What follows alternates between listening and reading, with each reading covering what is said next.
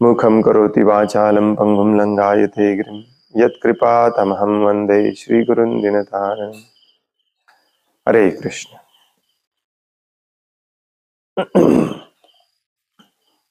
श्रीमद्भागवतम स्कंध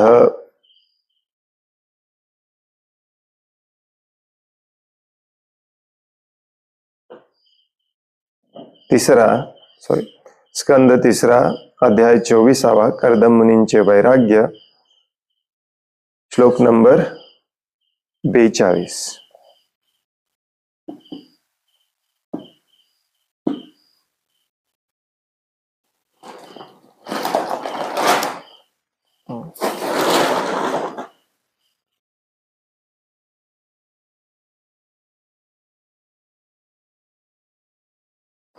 व्रतम स आस्थितो मौनम आत्मा एक शरण मुनिः निस्संग व्यचरत् क्षोणिम् अनग्निर् अनिकेतनः।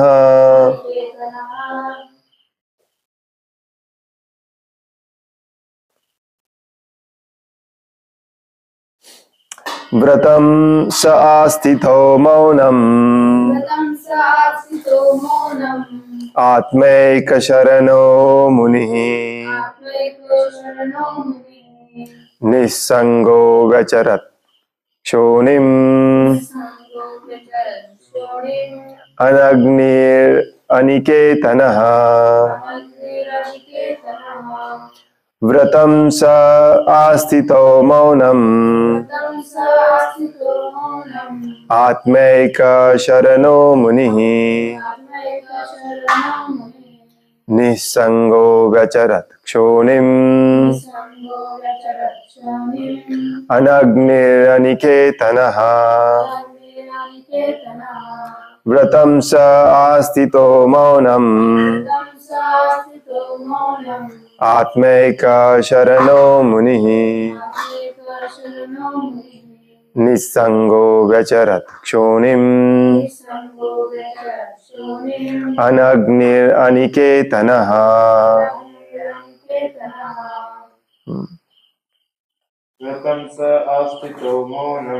व्रतं स आस्थितो मौनम्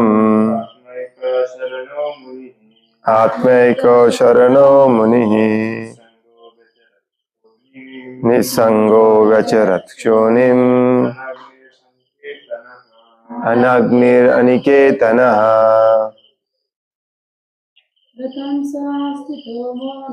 व्रतं स आस्थितो मौनम्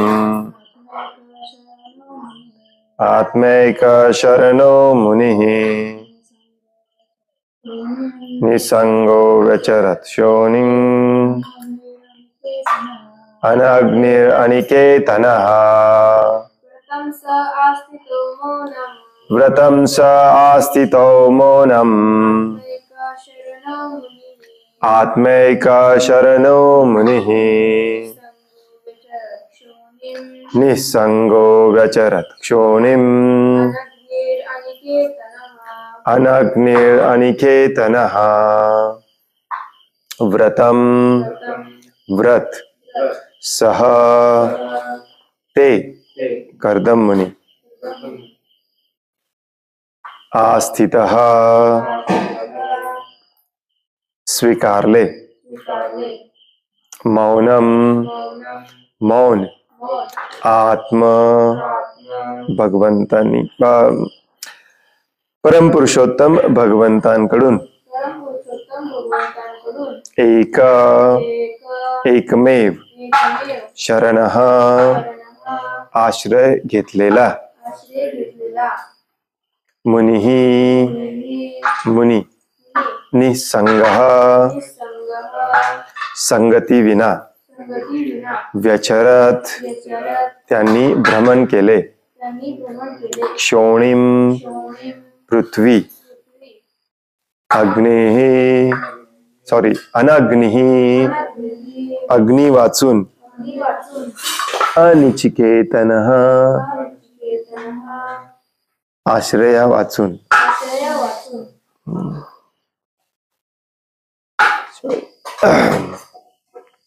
भाषांतर. भगवंतांचे चिंतन करण्यासाठी आणि एकमेव त्यांचाच आश्रय घेण्यासाठी कर्दम मुनींनी मौन व्रत स्वीकारले. कोणत्याही संगतीविना एक संन्यासी म्हणून त्यांनी जगभर भ्रमण केले. त्यावेळी त्यांनी अग्नी किंवा निवासस्थानाशी कोणताही संबंध ठेवला नाही.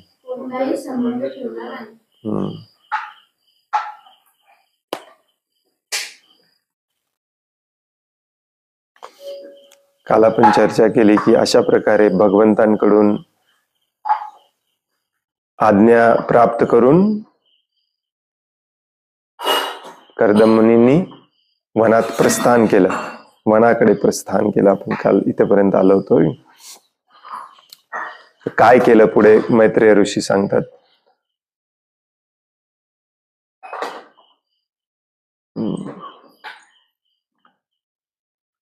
भगवंत हेच एकमेव आश्रय आहेत हे आपल्याला तेव्हाच समजायला लागतं, पटायला लागतं, जेव्हा आपण दुसऱ्या कशाचा आश्रय घेत नाही. तर ही गोष्ट महत्वाची इथे सांगितलेली आहे. विशेष करून प्रॅक्टिकली सांगितलंय की अग्नी आणि निवासस्थान याच्याशी संबंध ठेवला नाही. कोणत्याही भौतिक व्यक्तीचा गोष्टीचा संग घेतला नाही. पूर्णपणे भगवंतांवरती अवलंबून राहणे म्हणजेच भगवंतांचा आश्रय घेणे. तेवढे छोटे करू नका. 1 इंच मोठं केलं तरी चालते. असे पातळ करायची काय गरज नाही. आणि लांबडे करू नका.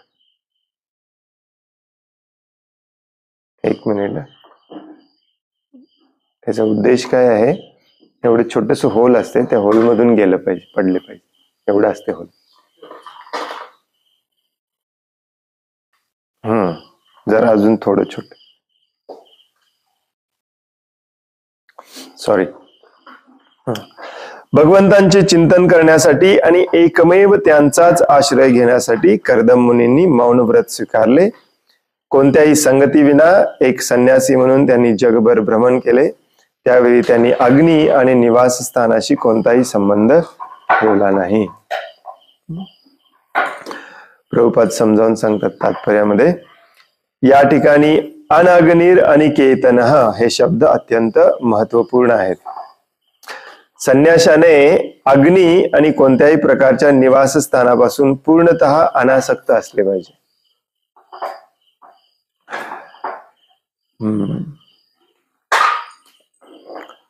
अनिकेतन आणि निकेतन म्हणजे निवासस्थान. संन्यासाला निवासस्थान नसते.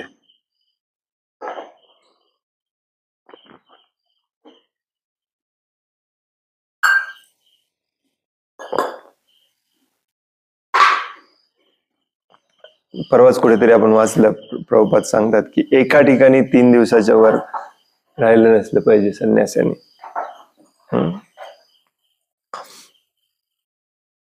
गृहस्थ आश्रमी व्यक्तीला यज्ञ करण्यासाठी अथवा अन्न शिजवण्यासाठी अग्नीशी संबंध ठेवावा लागतो. परंतु संन्यासी या दोन्ही प्रकारच्या उत्तरदायित्वातून मुक्त असतो. त्याला अन्नही शिजवावे लागत नाही की यज्ञासाठी अग्नी प्रज्वलितही करावा लागत नाही. कारण तो कृष्ण भावनेमध्ये नित्य रममान असतो. म्हणूनच त्याने धर्माच्या सर्व कर्मकांडात्मक विधीमध्ये पूर्वीच पूर्णत्व प्राप्त केलेले असते.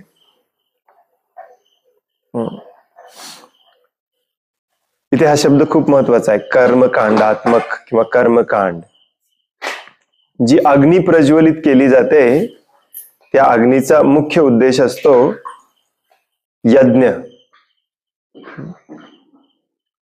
आणि यज्ञ हा मॅक्झिमम वेळेला कर्मकांडासाठीच केला जातो.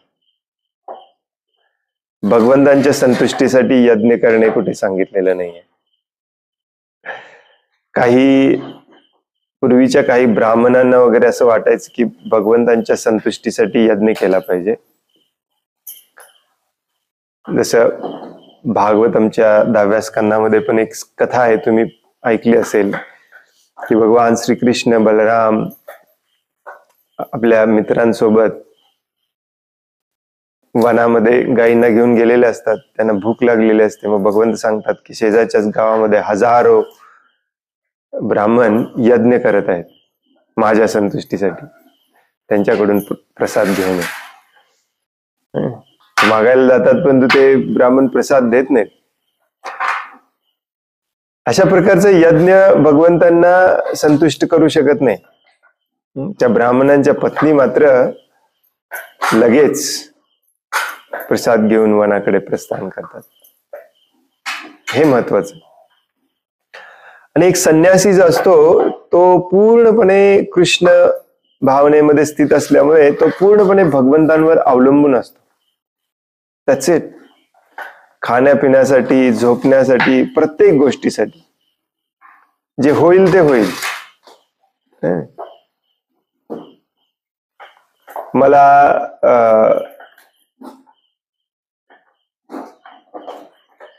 वनामध्ये जाऊन राहिल्यानंतर तिथे वन्य पशु खातील, नो प्रॉब्लेम. काय खायला मिळेल मला, तिथे झोपायला जागा मिळेल का, कशाचीही चिंता नसते. पूर्णपणे भगवंतांवर अवलंबून राहणे व्हेरी इम्पॉर्टंट. संन्यासाने तर अशा कर्मकांडात्मक यज्ञामध्ये कधीच भाग घेतला नसला पाहिजे. दुर्दैवाने आजकाल आपण पाहतो की संन्यासीच असे यज्ञ जास्त करतायत. यज्ञाचा आणि संन्यासाचा काही संबंध नाही. ऍक्च्युली प्रभुपादांनी कुठलाही यज्ञ केला नाही. दीक्षा देण्याच्या वेळेला प्रभुपादांनी यज्ञ केला आणि लग्न समारंभाच्या वेळेला प्रभुपादांनी यज्ञ केला, कारण तो एक संस्कार असतो. जे 16 संस्कार आहेत आपले, त्या 16 संस्कारामधले हे 2 संस्कार आहेत जे प्रभुपादांनी आपल्याला शिकवले.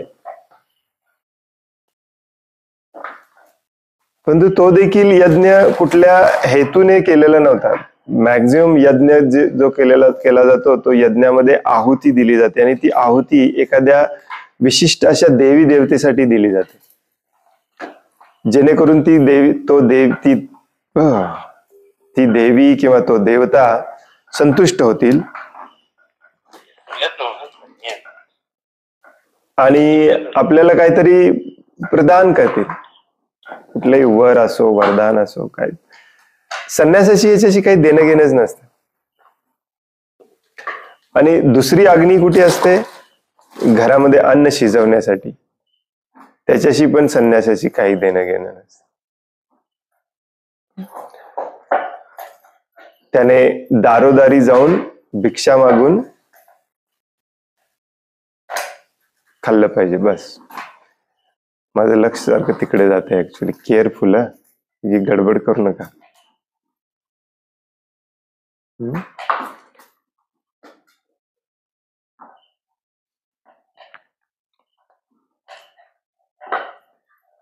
प्रभुपाद सांगतात की हे गृहस्थाचं काम आहे. अन्न शिजवणे, अन्न पिकवणे, अन्नाला यज्ञामध्ये आहुती देणे, हे सगळं गृहस्थाचं काम आहे. त्या यज्ञाच्या वेळेला मंत्र म्हणावे लागतात, त्याच्यासाठी ब्राह्मण लागतो, पण तो देखील गृहस्थच असतो जनरली. ऍक्च्युली संन्यासाचं तिथे काही काम नसतं. दुसरा शब्द आहे अनिकेतन. अन अग्निर आणि अनिकेतन. अनिकेतन म्हणजे निवासस्थान नसलेला. त्याला स्वतःचे असे घर असू नये. त्याने आपल्या अन्न व निवाऱ्यासाठी पूर्णपणे भगवंतांवर विसंबून असले पाहिजे. त्याने केवळ प्रवास करावा. त्यालाच परवा आपल्या एका श्लोकामध्ये शब्द आलेला परिव्राजक, सगळीकडे प्रवास करणे. मौन, मौन म्हणजे न बोलणे वा शांत राहणे. मौन धारण केल्याविना मनुष्य भगवंतांच्या कृत्यांविषयी आणि लीलांविषयी पूर्णपणे चिंतन करू शकत नाही. एखादा मूर्ख आहे आणि योग्य रीतीने बोलू शकत नाही म्हणून त्याने मौन व्रत स्वीकारावे असे नाही. उलट पक्षी लोकांनी त्रास देऊ नये म्हणून मनुष्य मौन स्वीकारतो. चाणक्य पंडितांनी म्हटले आहे की एखादा मूर्ख जोपर्यंत बोलत नाही तोपर्यंतच तो अतिशय बुद्धिमान असल्याचे भासते. म्हणून बोलणे ही एक परीक्षाच आहे.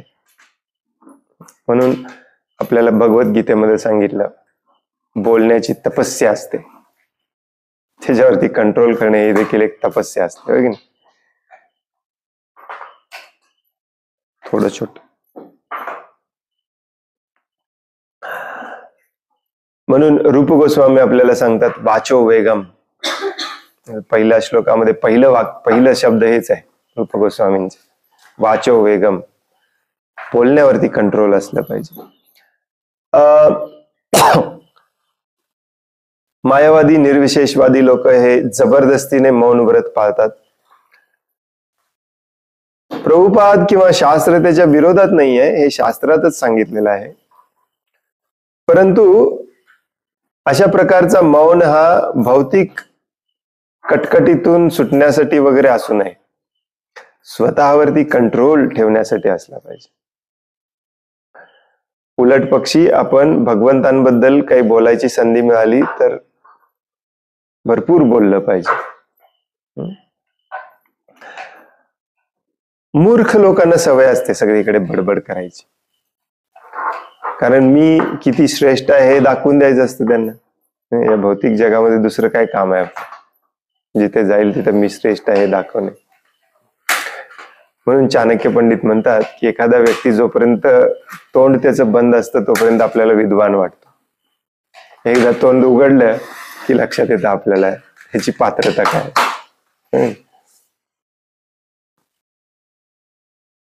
जोपर्यंत त्याचं तोंड बंद आहे तोपर्यंत अतिशय बुद्धिमान असल्याचं भासतं. म्हणून बोलणे ही एक परीक्षाच आहे, जपून बोललं पाहिजे. निराकारवादी स्वामींचे तथाकथित मौन व्रत दर्शविते की त्यांच्याकडे बोलण्यायोग्य असे काहीच नाही. त्यांना केवळ भीकच मागावयाची असते. तथापि कर्दम मुनींनी स्वीकारलेले मौन व्रत तसे नव्हते. निरर्थक बडबडीच्या त्रासापासून मुक्त होण्यासाठी त्यांनी मौन व्रत धारण केले. मनुष्य जेव्हा गंभीर राहतो आणि निरर्थक बडबड करीत नाही तेव्हा त्याला मुनी असे म्हटले जाते. या संदर्भात अंबरीश महाराजांनी चांगला आदर्श आपल्या समोर ठेवला आहे. जेव्हा ते काही संभाषण करीत तेव्हा ते संभाषण केवळ भगवंतांच्या लीलांशी संबंधितच असे. मौन व्रत निरर्थक बोलण्यापासून परावृत्त करते आणि संभाषण करण्याची सुविधा भगवत लीलांच्या चर्चेमध्ये नियुक्त करते. अशा रीतीने मनुष्य आपले जीवन पूर्ण करण्यासाठी भगवंतांविषयी श्रवण आणि कीर्तन करू शकतो. कीर्तन म्हणजे भगवंतांविषयी बोलणे. व्रतम म्हणजे मनुष्याने भगवद्गीतेत सांगितल्यानुसार व्रत धारण केले पाहिजे. अमानित्वम अधम्बित्वम अर्थात व्यक्तिगत सन्मानाची आकांक्षा न करता आणि स्वतःच्या भौतिक पदाचा अहंकार न ठेवता, अहिंसा म्हणजे हिंसा न करणे, ज्ञान आणि पूर्णत्वाच्या प्राप्तीसाठी 18 प्रक्रिया आहेत. आणि कर्दम मुनींनी आपल्या व्रताद्वारे आत्मसाक्षात्काराच्या सर्व तत्वांचे आचरण केले. 13व्या अध्यायामध्ये भगवंत आपल्याला सांगतात अमानित्वम अधम्बित्वम अहिंसा क्षांतीर आर्जवम ज्ञान योग व्यवस्थिती ही.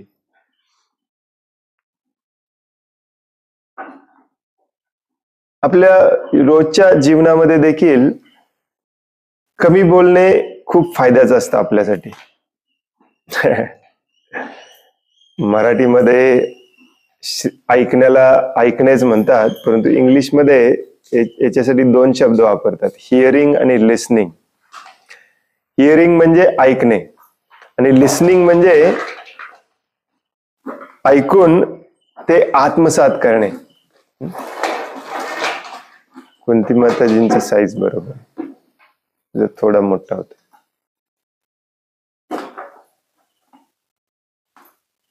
पीस तुझा पण मोठा होता.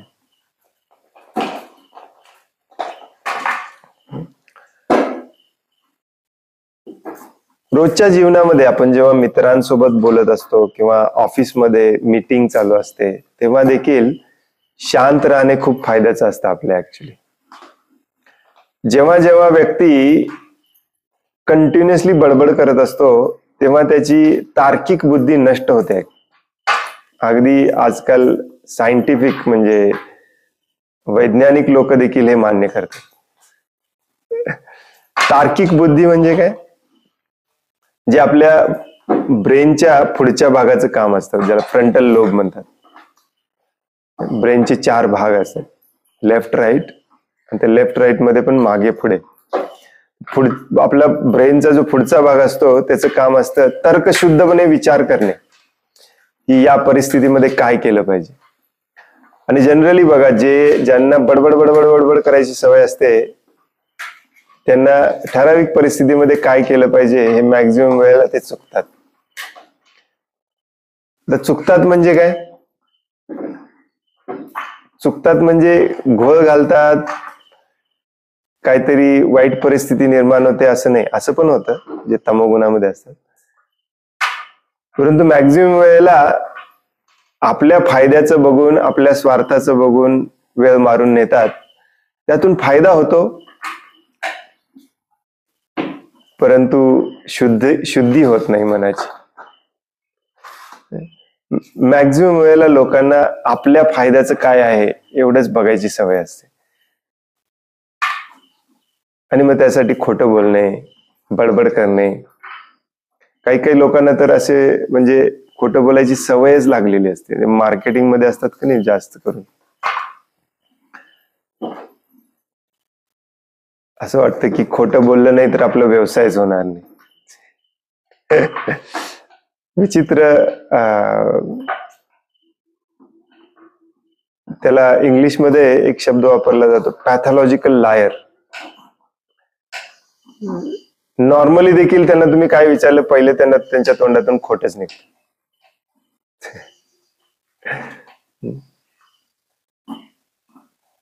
काहीही गरज नसताना खोटं बोलतात.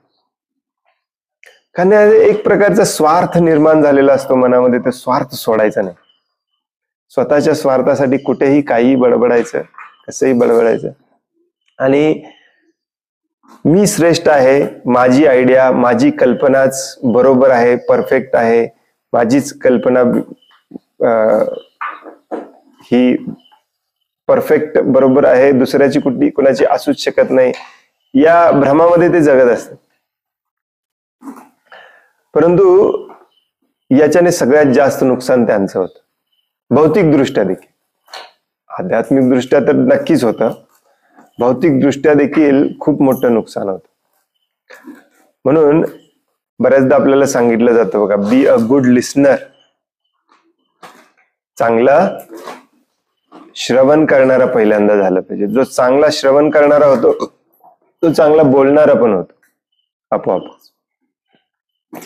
एखाद्या गंभीर परिस्थितीमध्ये शांतपणे ऐकून घेतलं पाहिजे, मनामध्ये देखील न बोलता. बऱ्याच लोकांची परिस्थिती अशी असते की समोरचा काहीतरी सांगतोय, त्याला उत्तर कसं द्यायचं याचं मनामध्ये सुरू झालेलं असते. अर्धा वेळ समोरच्या सांगण्याकडे लक्षच नसते, त्याला उत्तर कसं द्यायचं हेच मनामध्ये वाक्य बांधणी चालू असते. आणि मग अशामध्ये आपण जे महत्वाचं असतं तेच ऐकायला विसरतो. आणखीन एक सायकॅट्रिस्ट आहे, मी नेहमी सांगतो जॉर्डन पीटरसनचं नाव. आणखीन एक यंग सायकॅट्रिस्ट आहे ऍक्च्युली. त्याचे पण खूप छान छोटे छोटे लेक्चर्स असतात. त्याचं एकदा मी छोटस लेक्चर ऐकलेलं, त्याच्यामध्ये तो सांगत होता की बेस्ट श्रवण करणारा तुम्हाला जर व्हायचं असेल, गुड लिस्नर, तर तो म्हणाला की ग्रुपमध्ये नेहमी सगळ्यात शेवटी बोलायचं. नियम किती चांगला आहे. जो सगळ्यात शेवटी बोलणारा असतो तो गुड लिस्नर होतो, आणि दुसऱ्यांना पण तो आवडतोच, परंतु ऍक्च्युली त्याचा स्वतःचा फायदा खूप होतो त्याच्यामध्ये. मौन खूप फायदेमंद आहे. ऍक्च्युली मौनाचा फायदा इतका आहे. त्याने एक उदाहरण दिलं की समजा तुम्ही ऑफिसमध्ये 10 जण मीटिंगला बसलाय, एखादा प्रॉब्लेम सॉल्व्ह करायचा आहे. ऑफिसमध्ये जनरली मीटिंग प्रॉब्लेम सॉल्व्ह करण्यासाठी, नवीन आयडिया काय आहे त्याच्यासाठी असते. जे कॉर्पोरेट वर्ल्ड मध्ये काम करतात त्यांना माहिती असेल. आणि तुम्ही जर बॉस असाल तर तुम्ही तर सगळ्यात शेवटीच बोललं पाहिजे. तो म्हणतो, लोकांना ऐकल्यावरती आश्चर्य वाटते, बॉसने शेवटी बोलायचं, बॉसने तर पहिला बोललं पाहिजे. नाही, तुम्ही जर पहिला बोलला तर तुम्ही तुमच्या टीमची कल्पनाशक्तीच नष्ट करता. ऍक्च्युली सगळ्यांचं ऐकून घेऊन मग तुम्ही बोललं पाहिजे. मग तुम्हाला 10 लोक असतील त्या रूम मध्ये, 10 लोकांच्या 10 आयडिया फ्री मध्ये मिळतात. तो सांगतो किती फायदा आहे बघ. लोकांना हे कळतच नाही, कारण हे जे सगळ्यात शेवटी सांगितलं प्रभुपादांनी इथे, अमानित्वम अदंबित्वम, भगवद्गीतेतला हा खूप मोठा श्लोक आहे. याच्याकडे कुणाचं लक्ष नसतं ऍक्च्युली. या अभिमानापोटी, मानापोटी सगळ्यांनी मला मान दिला पाहिजे, सगळ्यांनी मला श्रेष्ठ म्हटलं पाहिजे, माझंच बरोबर आहे, माझंच म्हणणं बरोबर आहे. काही काही लोक तर असे असतात की प्रत्येक फील्ड मध्ये त्यांचा काय सल्ला असतो, जणू काय प्रत्येक फील्ड मध्ये तेच एक्सपर्ट आहे.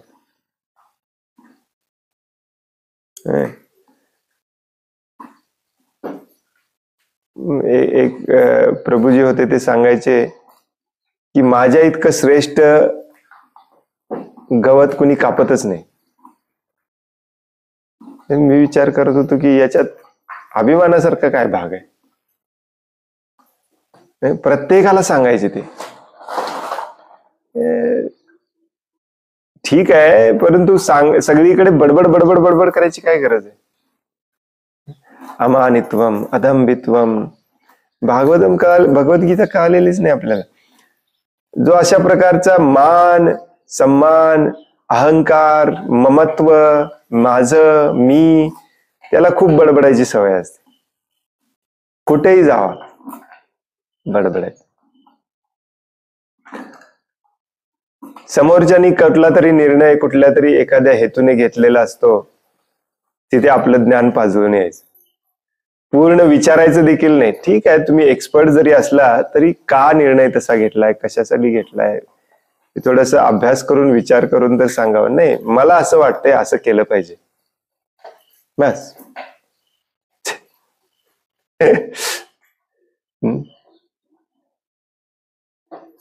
इतकी वाईट सवय असते ही. ऍक्च्युली मला अजूनही आठवतंय, सिमेंटचं पोतं असं नाही ठेवायचं, असं ठेवायला पाहिजे. का, कशासाठी? आणि तुम्हाला माहितीये, मॅक्झिमम वेळेला याच्याने काही फरक देखील पडत नाही. हा चमचा असा ठेवला, ग्लास इथे ठेवला, ताट असं ठेवलं, काय फरक पडतो? काही लोक असतात परफेक्शनिस्ट. आपले 15-20 भक्त दमून आले होते हरिनाम संकीर्तन करून. पाणी पाहिजे होतं, तर माताजींनी घागर भरून आणली, सोबत एक ग्लास आणला. नाही नाही नाही नाही नाही नाही, घागरीतून द्यायचं नाही, पिपातून द्यायचं. घागर आत नेली त्यांनी आणि पीप उचलून आणला, त्याच्याबरोबर तांब्या आणला. काय फरक पडतो सांगा? परंतु ते करण्यामध्ये 10 मिनिटं सगळे तहानलेले तसेच राहिले वाट बघत. बऱ्याच लोकांची अशी ही आयडिया असते की मी जे करतोय तेच बरोबर आहे, मी जे सांगतोय तेच बरोबर आहे. काही काही लोक तुम्हाला भेटतात असे, कुठे गेला होता? आज इकडे गेलो होतो. काय कुठून गेला होता? आज या मार्गाने. त्या मार्गाने नाही प्रभूजी, या मार्गाने जायला पाहिजे होतं. ठीक आहे, 2 मिनिटाचं इकडे तिकडे परत काम झालं. नाही नाही नाही, याच मार्गाने जायला पाहिजे. मला काही फरक पडत नाही, माझ्याकडे वेळ पण नाही. नाही नाही, याच मार्गाने जायला, हा मार्ग सोपा आहे, याच मार्गाने जायला पाहिजे, असंच जायला पाहिजे. प्रत्येक गोष्टीमध्ये यांचं ओपिनियन असते, प्रत्येक गोष्टीमध्ये बडबड करायची असते, काही गरज नसताना. आणि ही सवय इतकी वाईट आहे, इतकी वाईट आहे, ती आपल्याला ह्या अमानित्वम अदंबित्वम पासून दूर जाऊच देत नाही. तुम्ही म्हणाल की प्रभूजी इतकी छोटी छोटी छोटी उदाहरणं देऊन सांगायची काय गरज आहे? कालचा विषय आपण पहिला परत निगेटिव्ह बोलायची काय गरज आहे? कारण हे उदाहरण दिल्याशिवाय तुम्हाला समजणार नाही की हे आपल्यासाठी किती डेंजरस आहे. कुठल्याही परिस्थितीचा थोडस अनालिसिस करायला आपण शिकलं पाहिजे, की त्याच्यामुळे किती इफेक्ट होतो त्याचा, किती त्याच्यावरती हे झालेलं आहे. ठीक आहे, असं नाही आहे की बोलायचं नाही म्हणजे कुठेच आपलं मत सांगायचं नाही किंवा शांत बसूनच राहायचं.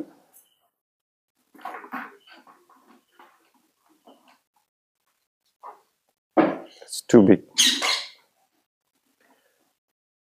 परंतु थोड्याफार प्रमाणात आपल्याला पण माहिती असते की आपली एक्सपर्टीज कुठे आहे, तिथेच बोलावं. आणि एक्सपर्टीज जरी असली तरी एखाद्या ठिकाणी शांतपणे गंभीरतेने त्या गोष्टीचं आपण हे केलं पाहिजे, काय म्हणतात त्याला, अनालिसिस केलं पाहिजे. तुम्ही शांत नाही राहिला तर ती ही जी अनालिसिस करायची जी प्रक्रिया असते ती अर्धवट राहते. आणि अर्धवट राहिल्यामुळे जे निर्णय घेतले जातात ते पण अर्धवट घेतले जातात आणि मग सगळंच बिघडू शकतं. त्यामुळे हे लक्षात ठेवा की सगळीकडे बोलायची काही गरज नसते.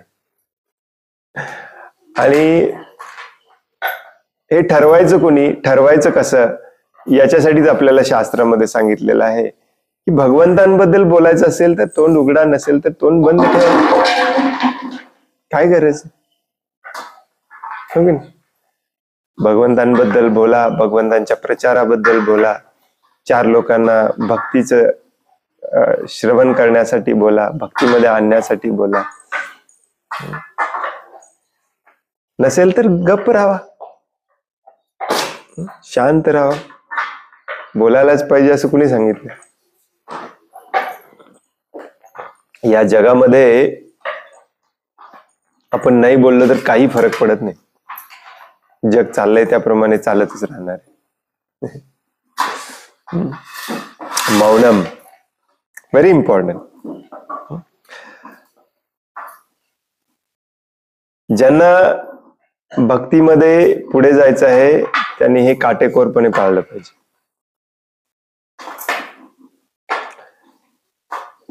कारण ही मौन बोलण्याची जी प्रक्रिया असते हे मनाचं रिफ्लेक्शन असतं. मनात जे चाललंय ते ओठावरती येतं.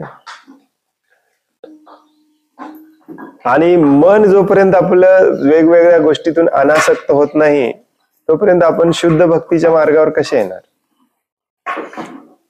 मनाचं कामच आहे हे पाहिजे ते नको, हे पाहिजे ते नको, हे पाहिजे ते नको, कंटिन्युअसली चालूच असतं. सगळ्यांनी माझ्याकडे बघितलं पाहिजे, मला श्रेष्ठ म्हटलं पाहिजे, आणि म्हणूनच आपण बडबड करतो. नसेल तर बडबड करायची गरज काय?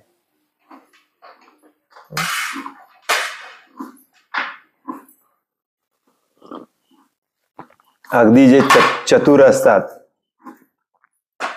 कपटी असतात, राजकारणी लोक वगैरे बघा, मोठे मोठे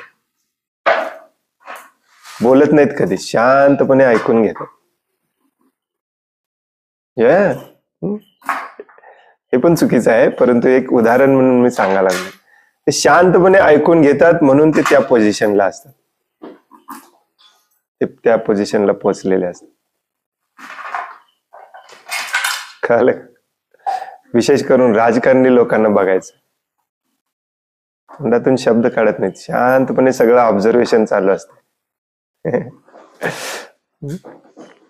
इथे आपल्याला कशा प्रकारचं ऑब्झर्वेशन करायचं आहे? आपल्याला स्वतःच्या दुर्गुणांचं ऑब्झर्वेशन करायचं आहे, की माझ्यामध्ये अजून काय काय काय काय काय काय दुर्गुण आहेत, अनर्थ आहेत, ते कसे घालवता येतील. आणि मॅक्झिमम वेळेला ते बोलायला लागलो की आपण जात नाही, शांत बसलो की जातात. बोलणे हे आपलं बाह्य जगाशी असलेला हे डायरेक्ट संबंध आहे आपला.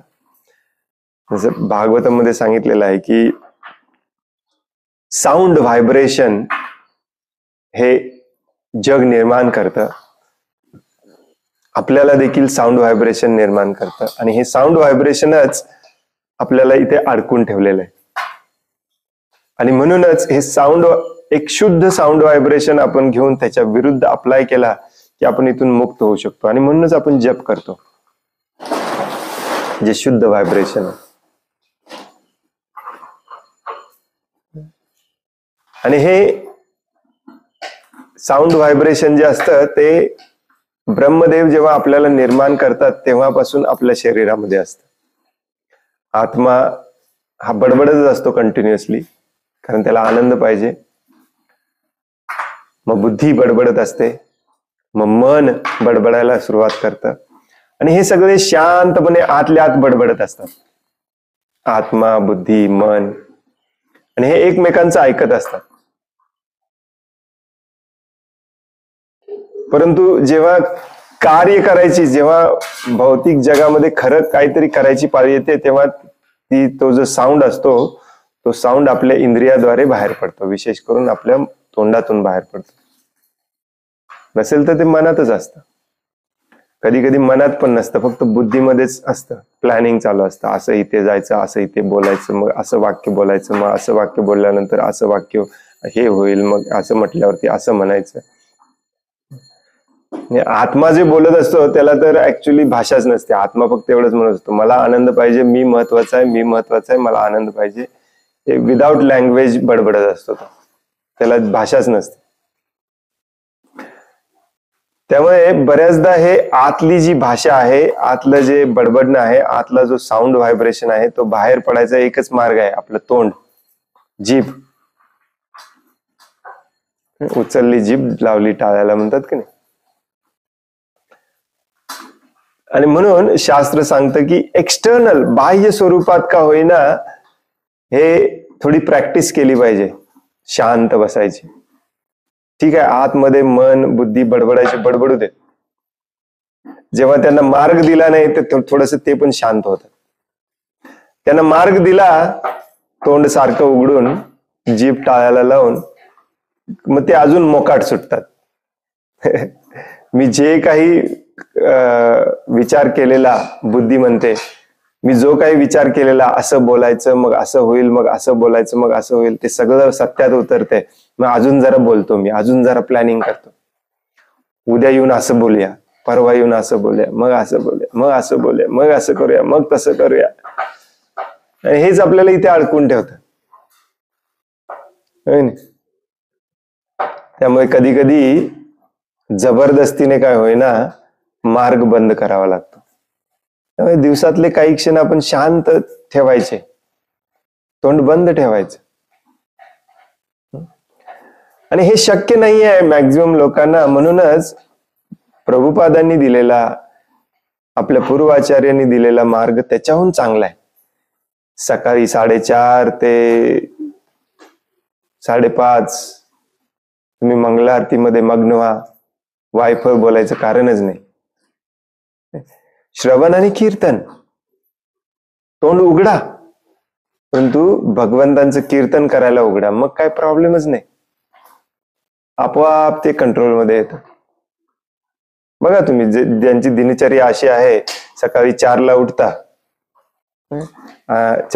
आम्ही इथे 4ला उठतो आणि आमचं सगळं संपायला 6 वाजतात.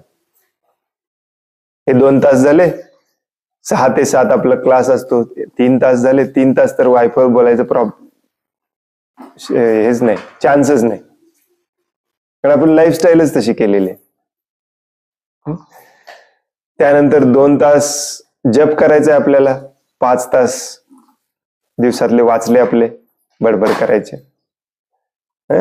संध्याकाळची आरती अर्धा तास, प्रभुपादांची आरती सकाळी अर्धा तास, शृंगार आरती अर्धा तास, अजून 1 तास बडबडण्यापासून वाचलो आपण. भगवद्गीतेच्या क्लासमध्ये बसलो, अजून 1 तास बडबड करण्यापासून वाचलो आपण. किती श्रेष्ठ मार्ग दिलाय प्रभुपादांनी आपल्याला, हो की नाही? तर हा मार्ग आहे. ते निर्विशेषवादी जबरदस्तीने मौन व्रत पाळतात, त्याच्यापेक्षा भक्ती योग्यांचा मार्ग चांगला आहे. का सांगितलं जातं? कारण जेव्हा जिभेला, इंद्रियांना भगवंतांच्या सेवेमध्ये वापरलं जातं तेव्हा ते खुश राहतात. जबरदस्तीने आपण मौन व्रत पाळला तर ते खुश राहत नाही, आतमध्ये मनाची बडबड चालूच राहते. ठीक आहे, तो चांगला मार्ग आहे, सुरुवात त्याच्याने पण केली पाहिजे. परंतु अशा प्रकारे आपण दिवसभर 24 तास जेव्हा भगवंतांच्या सेवेमध्ये स्वतःला वाहून घेतो तेव्हा व्यर्थ बडबडायचा प्रश्नच येत नाही, आणि मन आणि बुद्धी पण बडबडायचं बंद करतात. मन विचार करायला लागतं, अरे सेवेसाठी भगवंतांच्या आज काय करायचंय, कुठले.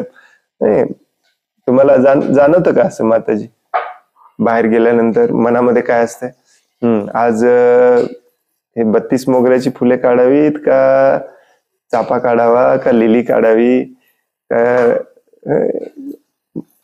मनामध्ये फालतू बडबडच नाही, भगवंतांच्या सेवेच बडबड आहे. आज प्रसाद कुठला बनवायचा, भक्त येत आहेत, कुठला प्रसाद बनवायचा, काय बनवायचा, झाडून काढलं पाहिजे, साफसफाई केली पाहिजे, आज उत्सव आहे. किती श्रेष्ठ मार्ग दिलाय बघा श्रील प्रभुपादांनी आपल्याला, आणि ते आपण आनंदाने करतो कारण त्यात आनंद आहे. आणि मग या आनंदामुळे मन आपोआपच विचार करायला लागतं. तो फालतूचा जो आनंद होता पूर्वी, ऑफिसमध्ये जाणे, बडबडणे, कट्ट्यावर जाऊन बसणे, बडबडणे, याच्यापेक्षा हे बडबडणं खूप चांगलं आहे. आरती म्हणणे, डान्स करणे. प्रभुपादांचे खूप उपकार आहेत आपल्यावरती. हा पॉझिटिव्ह मार्ग आपल्याला दाखवला प्रभुपादांनी. मी बऱ्याचदा सांगतो, प्रभुपादांनी सांगितलं शेविंग करा. का? कारण केस आपल्याला खूप प्रिय असतात. केस आपल्याला अहंकारी बनवतात, दांभिक बनवतात. सोपा उपाय दिला प्रभुपादांनी, काढूनच टाका. दिसायला पण खूप सुंदर दिसतं, कारण ऑलरेडी मधून टकले झालेला आहात.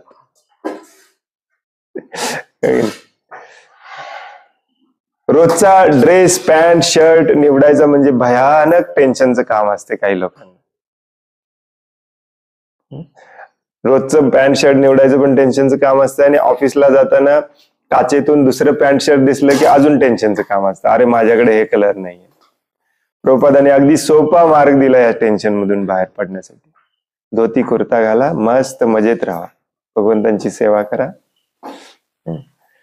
तर अशा प्रकारे जीभ, मन, बुद्धी, सगळी इंद्रिय, हात, पाय, सगळं भगवंतांच्या सेवेमध्ये आपण जर वापरायला शिकलो, प्रभुपादांसारख्या एखाद्या एक्सपर्ट आचार्याच्या मार्गदर्शनाखाली, तर आपल्याला दुप्पट, तिप्पट, 10 पट आनंद पण मिळतो, आणि आपण बऱ्याच पाप कर्मांपासून वाचतो, आपोआप वाचतो.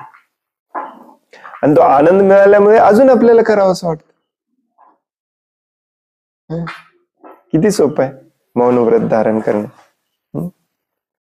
यस, इथे कर्दम मुनी संन्यास घेत आहेत. संन्यासासाठी ते कंपल्सरी आहे म्हणून सांगितलंय, परंतु आपल्यासाठी पण कंपल्सरी आहे.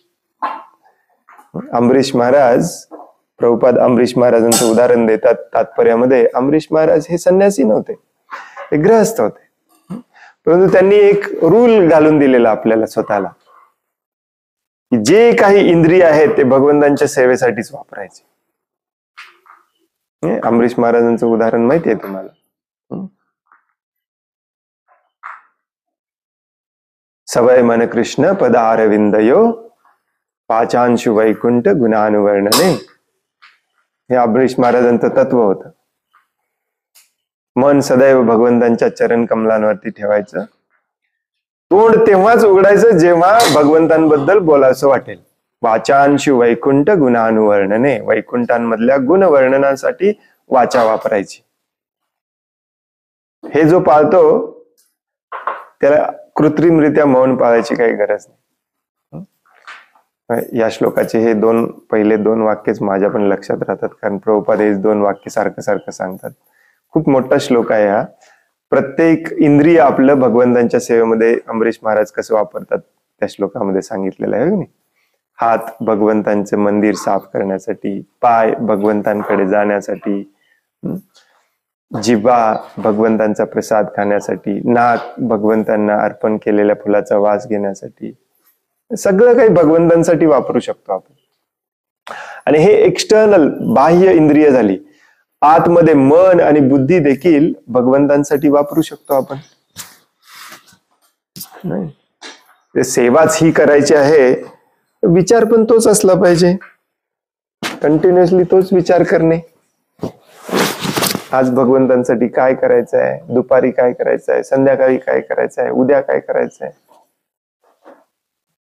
अशा प्रकारे आपण आनंदी पण होतो आणि शुद्ध होतो. सगळ्यात महत्वाचं म्हणजे पापी विचारातून, पाप कर्मातून, अहंकारातून, अमानित्व, मान अपमानातून, मी ममत्व करण्यापासून मुक्त होतो. सोपा मार्ग. हरे कृष्ण. Turn that of. प्रखर झालं. हरे कृष्ण.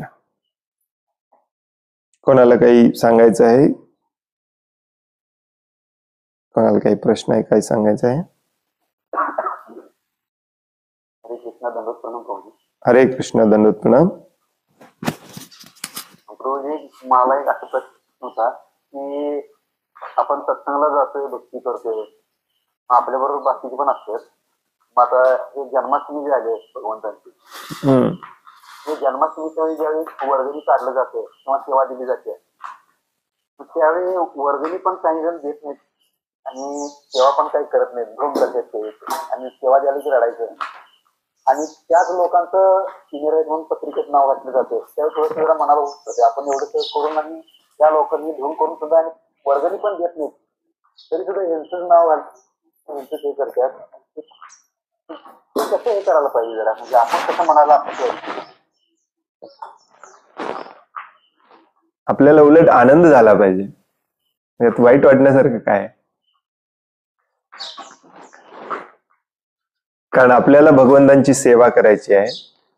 जेवढी जास्त सेवा आपल्याला करायला मिळेल तेवढं चांगलंच आहे. चार लोक करणार नसतील तर आपल्याला जास्त सेवा मिळेल, चांगलंच आहे म्हणायचं. जो करत नाही त्याचं नुकसान आहे. त्याच्या नुकसानीबद्दल आपण वाईट वाटून घेतलं पाहिजे, त्याचा द्वेष केला नसला पाहिजे. उलट त्याच्याबद्दल कीव आली पाहिजे आपल्या मनामध्ये की बिचारा भक्तिमय सेवेमध्ये मागे जात आहे, बिचारा भक्तीमध्ये याचं पतन होत आहे, भगवंत त्याला सद्बुद्धी देवत. हा बिचारा बिचारी दोन्ही असू शकतात.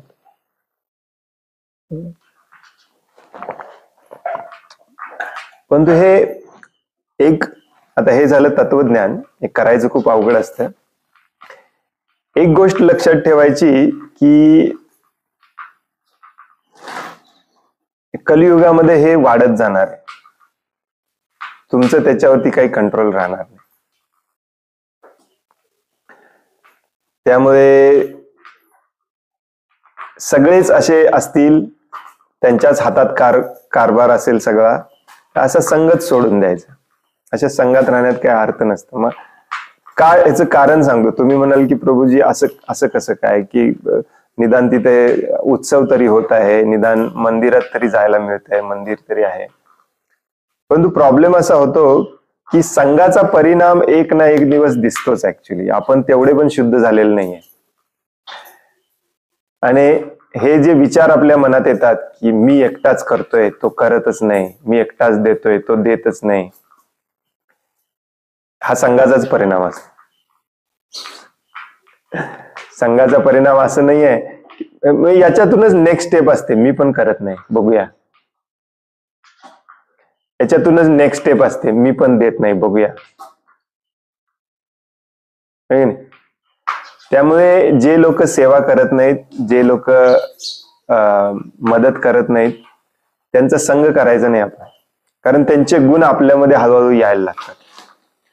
पहिला त्याचा द्वेष आपण करतो, आपल्याला बरं वाटतं द्वेष केल्यामुळे, मी चांगला आहे, मी करतोय, हळूहळू ते आपण पण करायचं बंद करतो, कारण यालाच म्हणतात संघाचा परिणाम, दुसरं काही नाही.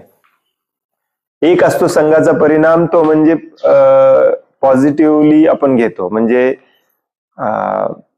अरे सगळे चाललेत गोव्याला, चला मी पण जाणार, याला पण संघाचा परिणाम म्हणतात. कारण आपले इंद्रिय कंट्रोलमध्ये नसतात, आपल्याला वाटतं अरे सगळे क्रिकेटचे मॅच बघायला चाललेत, मी पण जातो. याला आपण जनरली संघाचा परिणाम म्हणतो, बरोबर आहे की नाही? म्हणून संघ करू नये, असल्या लोकांचा संघ करू नये. परंतु अशा प्रकारे द्वेष करणे हा देखील संघाचाच परिणाम असतो. आपल्याला वाटतं की नाही, हा संघाचा परिणाम नाही आहे, मी चांगला आहे, मी फक्त त्यांच्यातले दोष दाखवतोय. परंतु हे दोष दाखवण्याची ही जी आपली प्रवृत्ती असते, हळूहळू एक दिवस आपल्यात दोष घेऊन येते, आणि हे सगळ्यात डेंजरस असतं, कारण आपल्याला पण कळत नाही हे दोष आपल्यात कधी आले.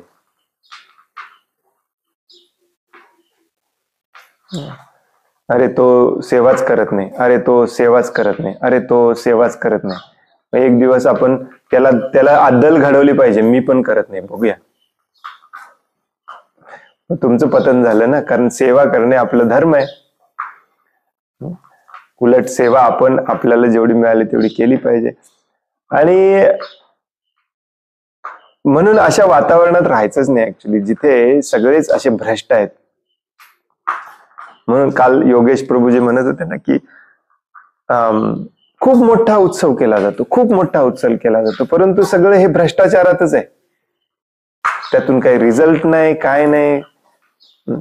त्यापेक्षा तुम्ही 4 भक्त एकत्र या, जे शुद्ध आहात, शुद्ध व्हायचा प्रयत्न करत आहात. शुद्ध आहात पण असं म्हणू नये, आपण सगळेच शुद्ध व्हायचा प्रयत्न करतोय, कोणीच शुद्ध नाहीये. परंतु आपल्याला शुद्धतेचा मार्ग कळालाय प्रभुपादांच्या पुस्तकातून, तर आपण 4च लोक एकत्र यायचा आणि उत्सव साजरा करायचा. आनंद हा समाधानामध्ये असतो, हो की नाही? बरेच लोक, मला बरेच भक्त येऊन म्हणतात, प्रभूजी मला करताल पण वाजवता येत नाही, मी एकटा काय कीर्तन करणार? हाताने टाळ्या वाजव, काय प्रॉब्लेम आहे? कुठे सगळ्यांना करताल यायला पाहिजे, मृदंग यायला पाहिजे म्हणून सांगितलं?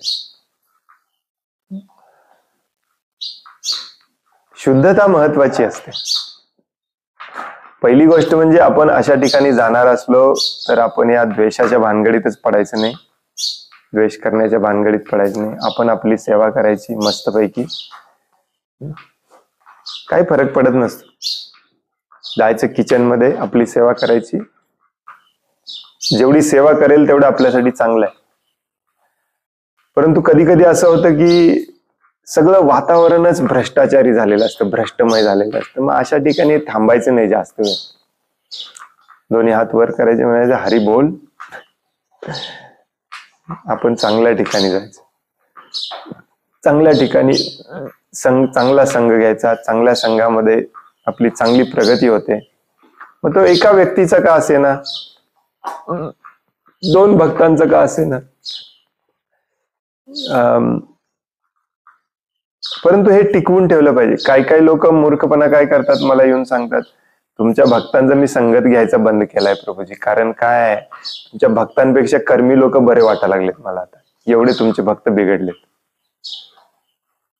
आणि त्याला नाही म्हणता येत नाही, बरोबरच सांगतोय तो ऍक्च्युली. याचा अर्थ कर्मी लोकांचा संघ घेणे चांगला आहे नाही. आपण शोधले पाहिजेत शुद्ध भक्त कुठे आहेत, त्यातल्या त्यात शुद्ध भक्त कुठे आहेत. किंवा आपलं मन खंबीर आहे ना, आपण जायचं मंदिरामध्ये, आपण जायचं उत्सवाला, भगवंतांची सेवा करायची, भगवंतांचं दर्शन घ्यायचं, भगवंतांचं गुणगान गायचं आणि यायचं घरी. दुसऱ्यांच्या वागण्याचा, दुसऱ्याच्या स्वभावाचा आपल्यावरती जास्त प्रभाव होऊ द्यायचा नाही. यालाच म्हणतात संघ देणे, संघ घ्यायचं नाही. संघ द्यायला जायचं, घ्यायला जायचं नाही. 4 लोकांना तिथे खरी भगवद्गीता सांगून यायचं आपण. हो नाही? प्रभुपाद म्हणतात फाईट करा. हे जे तुम्ही सांगताय ना, हे टिपिकल हिंदू लोक असे वागतात. प्रभुपाद म्हणायचे या हिंदू लोकांच्या नादाला लागू नका, ज्यांना फक्त कर्मकांडासाठी भक्ती करायची आहे. आणि जितपत होईल तितपत या हिंदू लोकांचा विरोध करा, त्यांच्याबरोबर फाईट करा. कसली फाईट? तत्वज्ञानाची. परंतु प्रभुपाद तिथे सांगतात, परंतु तुम्हाला सांगता आलं पाहिजे शास्त्रात कुठं लिहिलंय. कारण ते समोरच्याला तर 100% सांगता येत नाही शास्त्रात कुठे लिहिलंय. त्याला त्याच्या मनमानीप्रमाणेच करायचंय सगळं. तुम्हाला सांगता आलं पाहिजे शास्त्रात कुठे लिहिलंय. मग तुम्ही असं सांगा. हे लक्षात ठेवा, थोडं थोडं लक्षात ठेवा. प्रभुपादांनी इथे असं म्हटलंय, भगवद्गीतेत असं लिहिलेलं आहे. हे 4 लोकांना तिथे सांगा, 4 लोकांना जाग करा, कारण सगळेच झोपेत आहेत. संघ द्यायला जावा, संघ घ्यायला जाऊ नका. त्यांच्या वागण्याचा परिणाम तुमच्या वागण्यावर होऊ देऊ नका. तुम्ही असे विचार केला की हा काही वर्गणी पण देत नाही, सेवा पण करत नाही, याचंच नाव मोठं आहे, पत्रिकेवर पण याचंच नाव छापलंय, असा द्वेष करून तुम्हाला काय मिळालं आजपर्यंत?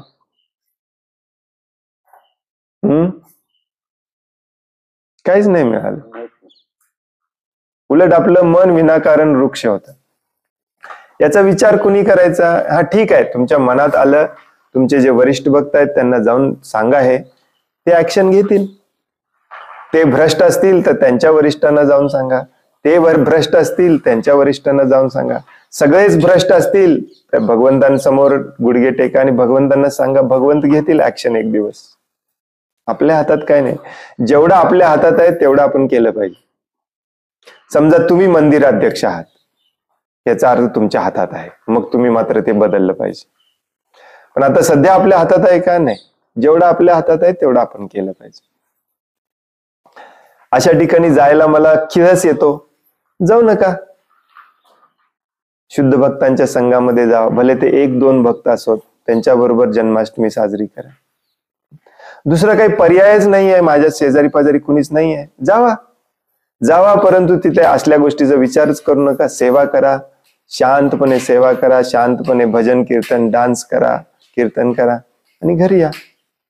जमलंच तर 4 लोकांना भगवद्गीतेचं खऱ्या भगवद्गीतेचं थोडंफार 4 शब्द सांगून या एखाद्या कोपऱ्यामध्ये लोकांना.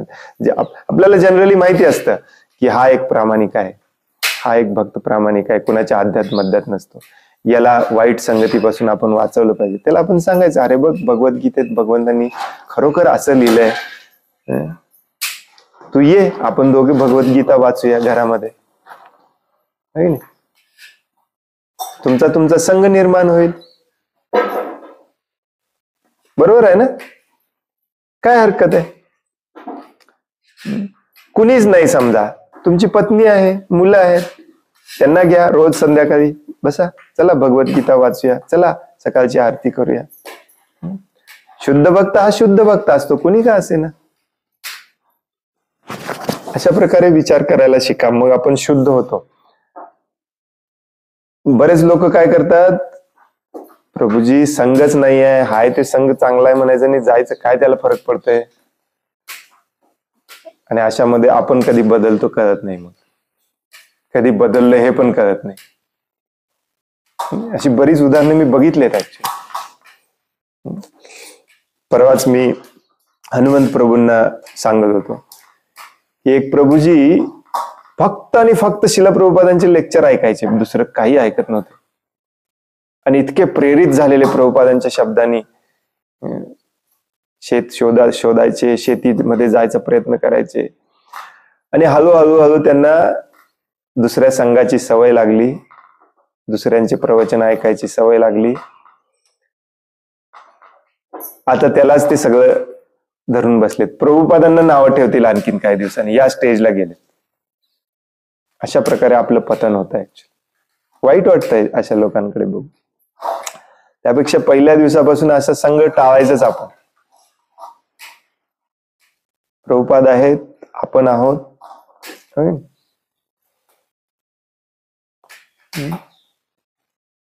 थोडक्यात करायचं आपण,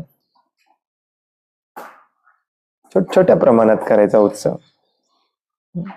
उत्सवातला आनंद हा 1000 पटीने असला पाहिजे. लोक 1000 असून काही उपयोगाचं नाही. हरे कृष्ण.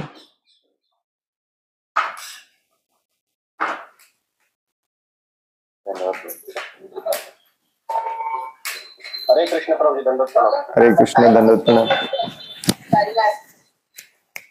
हरे कृष्ण प्रभू, आवाज येतो प्रभूजी? हा, येतोय. प्रभूजी, सुरुवातीला सांगितल्याप्रमाणे की जसं की कर्दम मुनींनी मौन व्रत धारण करून ते जगभर त्यांनी प्रवास केला. आता ह्या मौन व्रताच्या गोष्टी ऋषी मुनींना, संन्याशांना जमू शकतात. त्यांची भक्ती पण तेवढी, शुद्ध पण तेवढी. पण आता आपली सध्याची परिस्थिती एवढी बेकार आहे की आपण मराठीमध्ये एक म्हण आहे की तोंड बोलता आणि अंग मार खाता. म्हणजे आपली तोंड हे गटारासारखीच समजतात आणि आहेतच पण. तर मग आपल्याला हे मौन व्रताचं पालन करायसाठी काय केलं पाहिजे? जसं की आता आपण कदाचित आपण म्हणलं की आता मौन व्रत धारण करायचं, पण ते सुरुवातीला आपण खूप इफेक्टिव्ह करतो ते, पण नंतर कालांतराने ते थोडं प्रगती करण्यापेक्षा आपण त्याच्यात अधोगतीला जातो. नंतर आपण ते फार हे होऊन जातो. आणि 4 चौघामध्ये जिथं आपली बोलायची गरज नसते तिथं पण आपण जाऊन तोंड घोपसतो. तरी आपली बऱ्यापैकी चांगली सवय झालेली. तर ह्याच्यातनं आपल्याला बाहेर पडायसाठी आणि मौन व्रत धारण करायसाठी काय केलं पाहिजे? म्हणजे सर्वसाधारण एकदम खालच्या लेवलला, आता कर्दमुनी वगैरे ह्यांची तर टॉप मोस्ट लेवल आहे, त्यांच्या तर लेवल आपण जाऊ शकत नाही असं नाही, पण सध्या जिथं आपण आहोत. बोला प्रभूजी. हरे कृष्ण. म्हणूनच मी मगाशी सांगितलं, याचं उत्तर मगाशी मी सांगितलं ऍक्च्युली, की प्रभुपादांनी आपल्याला जे डेली जे करायला सांगितलंय ते आपण एकत्र येऊन भक्तांच्या संघामध्ये हे करायला लागलो की आपोआपच ते बंद होतं. जसं मगाशी मी उदाहरण देऊन सांगितलं की बघा, 4 वाजता आपल्याला उठायचंय. काही जर 3:30ला उठतात, ज्यांना पाणी तापवायचंय वगैरे. आमच्यातले माताजी 3:30ला उठतात. 3:30ला उठल्यापासून हे 7:30 वाजतात आपल्याला हे सगळं करूपर्यंत. किती तास झाले? 4 तास झाले. काहीच नाही बडबड. कितीही बडबडीची सवय असू दे, इथं कोणीच बडबडत नाही, कारण सगळं भगवंतांच्या सेवेसाठी चालू आहे. तुमच्या बडबडण्याला इथे कोणी ऐकणार पण नाही. हे प्रभुपादांनी दिलेला हा प्रोग्राम आहे. नंतर साफसफाई करणे, मंदिराची साफसफाई करणे, गायीची सेवा करणे, धार काढणे, शेण काढणे, तोपर्यंत मग शृंगार आरती आणि गुरुपूजेचं टायमिंग होतं, त्याच्यामध्ये अर्धा पाऊण तास जातात. हे असे दिवसातले आपले बरेचसे तास असे सेवेमध्ये आपण जर घालवले, आरती म्हणण्यामध्ये, कीर्तन करण्यामध्ये, डान्स करण्यामध्ये घालवले, तर आपोआपच आपलं बोलणं बंद होतंय. आता सध्या आपला संगत चुकीचा आहे, आपली दिनचर्या चुकीची आहे, त्यामुळे आपले हे काही सवयी लागलेल्या आहेत आपल्याला. आणि म्हणून प्रभुपादांनी ह्या सवयी आपल्याला बदलण्यासाठी हे चांगला पॉझिटिव्ह मार्ग दिलाय. हा मार्ग आपण घेतला पाहिजे. Very important. दुर्दैवाने हे भक्त लोक मंदिराच्या शेजारी अपार्टमेंट घेतात, परंतु महिन्यातून एकदाच मंगल आरतीला जातात.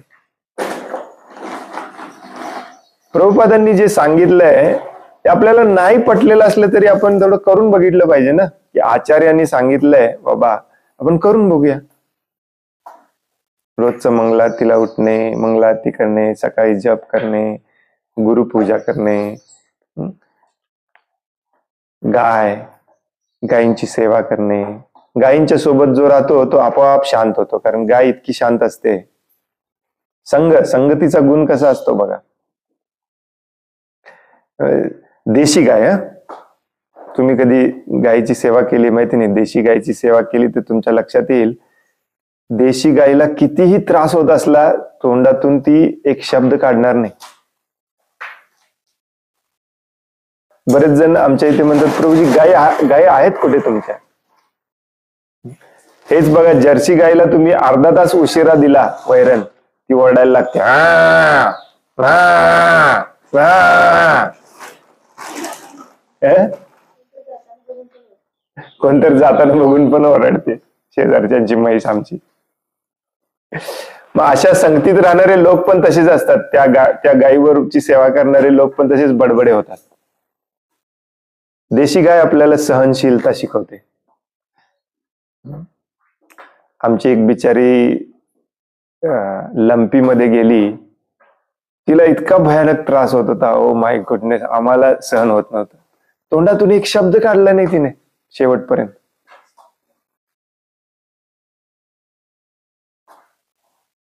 मग प्रभुपादांनी हे सगळं कशाला सांगितलं? जसा संग करू आपण तसे गुण आपल्यामध्ये येणार. त्यामुळे संघ बदलला पाहिजे.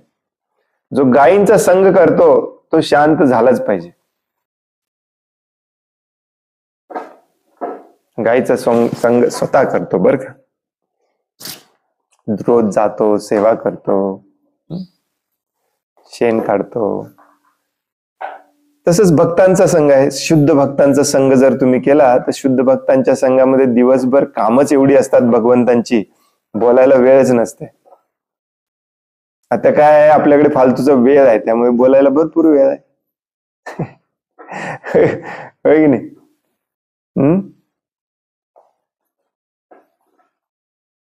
त्यामुळे हे प्रभुपादांनी जे दिलेलं आहे ते आपण केलं पाहिजे. हा, इतके दिवस तुम्ही होता भक्ती मार्गामध्ये, तुम्हाला कोणी सांगितलंच नाही प्रभुपादांनी काय सांगितलंय. आता तुम्हाला कळालंय प्रभुपादांनी काय सांगितलंय, ते केलं पाहिजे. ते करण्याचा प्रयत्न केला पाहिजे. मग आपण हे इझिली करू शकतो.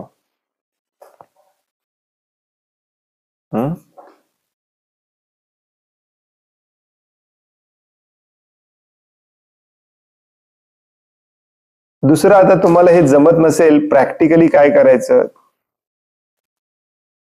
जास्तीत जास्त शांत राहायचा प्रयत्न करायचा.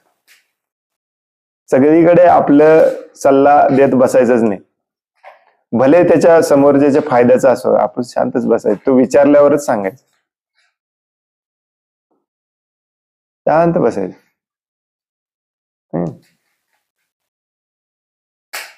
हे थोडंसं कठीण काम आहे, कारण आपला अहंकार आपल्याला सारखा डिवचणार. बोल बोल बोल बोल बोल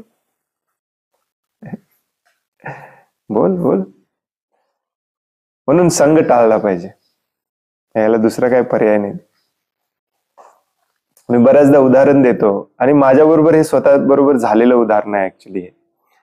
तुम्ही चार कर्मी लोकांमध्ये बसला, बोलायचं नाही हे ठरवून बसला, त्यांची चर्चा सुरू होते. माझा मुलगा या शाळेत जातो, कबड्डीमध्ये भाग घेतलाय. माझा मुलगा सॅन्थॉम मध्ये जातो. माझा मुलगा सेंट मेरी मध्ये जातो. माझा मुलगा अल्फान्सो मध्ये जातो. तुम्हाला एक 5-10 मिनिटं गप्प बसल्यावरती तुमच्या मनात खळबळ सुरू होते. मी पण एक वाक्य टाकू का? माझा मुलगा इथं जातो, माझा मुलगा गिटार वाजवतो, माझा मुलगा मृदंग वाजवतो, माझा मुलगा हे करतो. तुमच्या मनामध्ये घालमेल सुरू होते. तुम्ही ठरवलंय बोलायचं नाही, तरी पण सुरू होते. अरे 5 मिनिटं झाली, 10 मिनिटं झाले, माझ्या तोंडातून एक पण वाक्य आलं नाही. एक वाक्य टाकलं पाहिजे, निदान एक औपचारिकता म्हणून, नाहीतर बरं वाटणार नाही, चांगलं वाटणार नाही. गप बसलाय म्हणतील सगळे. एक वाक्य बोललं पाहिजे. आपण काय बोलणार?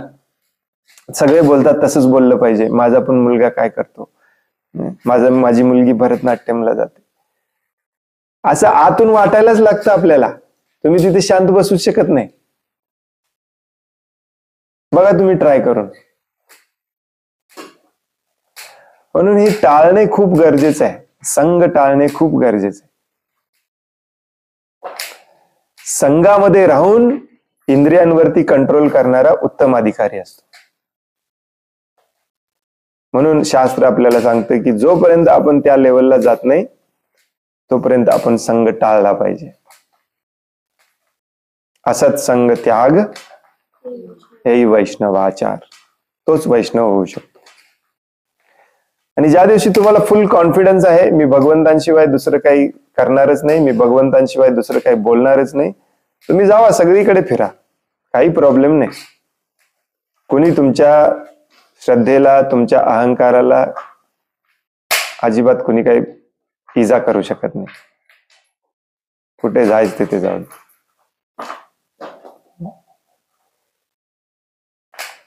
हे प्रॅक्टिकल गोष्टी करायला शिका ऍक्च्युली. बरेच आपले भक्त, एक सिंपल उदाहरण देतो मी तुम्हाला. बरेच आपले भक्त आहे जे दीक्षा झाली तरी मुंडन करत नाहीत, कारण त्यांच्या वरिष्ठ भक्तांनी त्यांना सांगितलेलं असते चालते, त्यांना त्यांच्या गुरुनी सांगितलेलं असते चालते. पण प्रभुपादांनी स्पष्टपणे सांगितलंय, जो दीक्षा झाल्यानंतर देखील केस ठेवतो तो माझा भक्तच नाही, तो माझा अनुयायीच नाही. प्रभुपादांनी या वाक्यात सांगितलंय, उद्यापासून ज्यांनी ज्यांनी केस ठेवलेले आहेत ते माझे शिष्य नाहीत. या वाक्यात प्रभुपादांनी सांगितलंय. मग आपल्याला पटतंय पटत नाही विचार करायचाच नाही, ते आपण पाळूनच बघायचं. आणि भारतात तर काही प्रॉब्लेम नाही ऍक्च्युली. तुम्ही जरी जॉब करत असला, कुठला व्यवसाय करत असला, कोणी तुम्हाला काही विचारणार नाही. अगदीच गावात जिथे कुणालाच सवय नाही ते 4 दिवस तुम्हाला विचारतील, काय प्रभूजी कोण गेलं का घरातलं, काय प्रभूजी तिरुपतीला जाऊन आला का, अशी 4 वाक्य येतील तुमच्या दिशेने. 4 दिवस, ते पण एक 8-10 दिवसात लोकांना कळते, अरे नाही ह्याची वेगळीच लाईफस्टाईलच वेगळी आहे. झाला, नॉर्मल झालं सगळं. मला पटलंय का ते करायला? नाही पटलेलं अजून. मी का करतोय? प्रभुपादांनी सांगितलंय, माझे आचार्य आहेत, मला सांगितलंय, मी करून बघणार. तर अशा काही गोष्टी प्रभुपादांनी सांगितल्या आपण न प्रश्न विचारता, न समजावून घेता देखील करायला सुरुवात केली पाहिजे. मग आपले इंद्रिय आपोआप कंट्रोलमध्ये येतात, आपला अहंकार आपोआप जातो. दुसऱ्यांची सेवा करणे, दुसऱ्यांना मदत करणे. आणि हे दिनचर्या खूप महत्वाचं आहे. तुम्हाला हे बोलायचं बंद करायचं असेल ना, की आपली दिनचर्या बदलली पाहिजे. सकाळची आरती, दुपारची आरती, संध्याकाळची आरती, सकाळचं श्रवण, संध्याकाळचं श्रवण, जप, प्रसाद. बाहेरचा प्रसाद अजिबात खायचा नाही. बडबड करणाऱ्याने प्रसाद बनवला असेल, तुम्ही खाल्ला, तुम्हाला पण बडबड करायची इच्छा होणार. हे लॉजिक आहे त्याच्या मागचं. आता प्रत्येक गोष्टीतलं लॉजिक समजावून घेऊ शकत नाही आपण, त्याला वेळ पण नाही. मग आपले आचार्य सांगतात त्याप्रमाणे करायचं आपण, काय प्रॉब्लेम आहे? आपलं आयुष्य उलट पुलट तर थोडेच होणार आहे आचार्यांनी सांगितलेलं केल्यावर. आपण यांना आचार्य मानलंय, सांगतात त्याप्रमाणे करायचं, हो नाही? तुम्ही जेव्हा प्रश्न विचारला तेव्हा माझ्या मनात आलेलं, पण मी हे सांगायच्या नादात विसरलो. आता एकदम आठवलं, सांगतो. ते सांगून बंद करूया. सगळ्यात महत्वाचं, तुम्ही रोज भक्ती विनोद ठाकूरांची शरणागती पुस्तक घेऊन या. कदाचित मराठीमध्ये मिळणार नाही तुम्हाला, हिंदीमध्ये मिळते का बघा. आणि ते शरणागती पुस्तक रोज वाचा, रोज रोज नित्य नियमाने वाचा. रूप गोस्वामी आपल्याला भक्तिरसामृत सिंधू मध्ये सांगतात की जोपर्यंत हा हीन भाव आपल्यामध्ये येत नाही, की मी खरंच खूप हीन आहे, मी महत्वाचा नाहीच आहे, तोपर्यंत आपली ही बडबड थांबणार नाही. आपले हे मी मी मी मी मी सगळीकडे करायचं थांबणार नाही. जेव्हा आपण पाहतो की भक्ती विनोद ठाकूरांसारखे महान आचार्य शरणागतीमध्ये लिहितात की माझ्या इतका मूर्ख, माझ्या इतका पापी, माझ्या इतका दीन, माझ्या इतका अहंकारी, माझ्या इतके प्रतिष्ठेच्या मागे लागणारा कुणीच नाहीये, आपल्याला समजायला लागते की काय आपले आचार्य असे म्हणतात आणि मी काय पान शॉप वरती जाऊन मीच श्रेष्ठ आहे म्हणून सांगत बसले. आपल्या डोळ्यासमोर सध्या उदाहरणं नाही आहेत तशी, त्यामुळे पण आपण तसं करतोय. डोळ्यासमोर जर उदाहरण असेल तर शिकायला थोडंसं सोपं जात. डोळ्यासमोर आपल्या काय उदाहरण आहेत? अशाच ढोंगी भक्तांचे आहेत जे फालतूचे ग्रेट व्हायचा प्रयत्न करायला लागलेत सगळीकडे, कनिष्ठ पासून वरिष्ठ पर्यंत. मग आपल्याला पण त्यांच्या संघात राहून वाटते, अरे मी पण जरा श्रेष्ठ झालो तर काय बिघडलं 2 मिनिटासाठी. सगळे होत आहेत, मी 2 मिनिटासाठी श्रेष्ठ झालो म्हणून काय बिघडलं? जैसा गुरु वैसा चेला.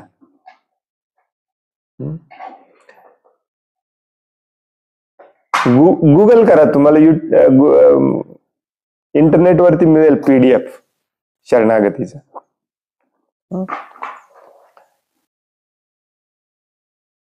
हरे कृष्ण.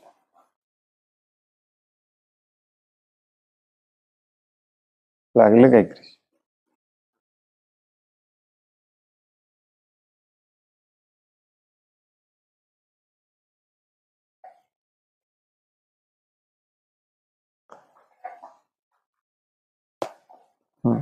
हरे कृष्ण. खूप खूप धन्यवाद. वांछा कल्पतरुभ्यश्च कृपा सिंधुभ्य एव च पतितानां पावनेभ्यो वैष्णवेभ्यो नमो नमः. अनंत कोटि वैष्णव वृंद की जय. वैष्णव ठाकुर शिल प्रभुपाद की जय. ग्रंथराज श्रीमद् भागवतम की जय.